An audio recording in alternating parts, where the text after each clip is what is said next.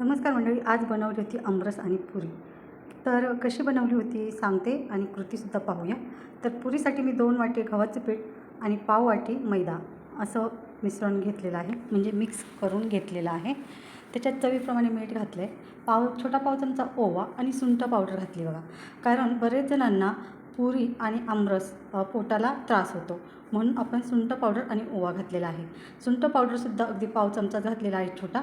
आणि हे पहा, असं घट्ट सर पीठ मळून घेतलं आहे. आपण आज बनवतो आहे अगदी झटपट आमरस पुरी. अगदी 5 ते 10च मिनटानंतर लगेच मी पुऱ्या लाटायला घेतले. तर असे छोटे छोटे गोळे तोडून घेतलेत आणि ह्या पहा, या पद्धतीने मी पुऱ्या लाटून घेतल्यात. फार जास्त नाही, जाड नाहीत किंवा जास्त पातळ नाहीत. तर अशा अगदी 4-5 पुऱ्या मी लाटून ठेवलेत. 4-5 पुऱ्या लाटून घेतल्यानंतर मी लगेच तेल गरम करायला ठेवले आणि तेल गरम झाल्यानंतर एक एक पुरी आपल्याला अशी हळुवारपणे तेलात सोडायची आहे. हे पहा, या पद्धतीने हळुवारपणे तेलात पुरी सोडून घ्यायची आहे आणि पुरी थोडी वर आली की हलक्या हाताने झाऱ्याने तिला चारही बाजूने दाबून घ्यायचे. असं केल्याने पुरी मस्त टम्म फुगते.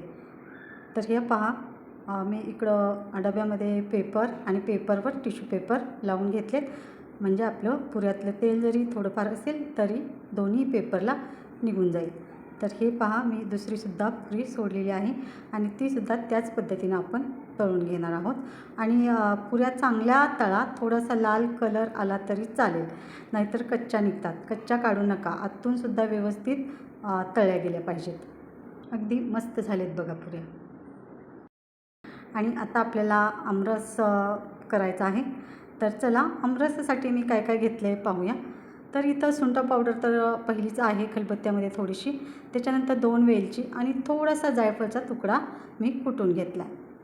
या पद्धतीनं आपण आंबे चिरून घेऊया किंवा सरळ अगदी चमच्याने जरी कापून गर काढला तरी चालेल. तर मी 3 आंबे घेतलेत. जरी दाखवले असले 2 तरी मी 3 आंबे घेतलेत आणि 3 आंब्याचे मी गर काढून घेतलेत. आता इथं टाकायचं आहे आपल्याला गूळ. तर गूळ तुमच्या गोडीप्रमाणे टाकून घ्या, जसे तुमचे आंबे असतील त्या पद्धतीने. गुळाचे तुकडे करून घ्या आणि गूळ तुम्हाला पाहिजे तसा टाकून घ्या. त्याच्यानंतर थोडंसं दूध घाला. ज्याला आवडत असेल त्यांनी दूध घालून वाटा किंवा ज्यांना नाही आवडत दूध त्यांनी थोडं पाणी घालून वाटलं तरी चालेल. तर मी पाणी घालून वाटून घेतले थोडंसं. त्याच्यानंतर ही पूड टाकली, सुंठ, जायफळ आणि वेलची पूड, आणि पुन्हा एकदा फिरवून घेतलं आहे. तर हा आपला आमरस तयार झाला आहे बघा. आणि ज्यांना आंब्याचा आमरस खाऊन पोटाला त्रास होतो त्यांनी अगदी आवर्जून सुंठ पावडर टाकू शकता. थोडीशी जायफळ त्याच्याबरोबर टाका सुगंधासाठी आणि वेलची पावडर.